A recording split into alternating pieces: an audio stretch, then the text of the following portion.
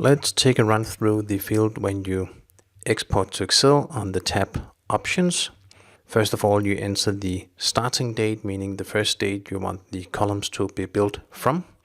Then you select a forecast name that you want to export to.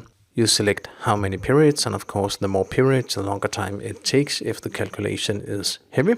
Then you select a period length that you can define, and this should of course reflect your normal forecast. So you have to be aware if you have some forecast working in weeks and other in months, it could be quite complex to do. So you have to be aware of what you're doing here.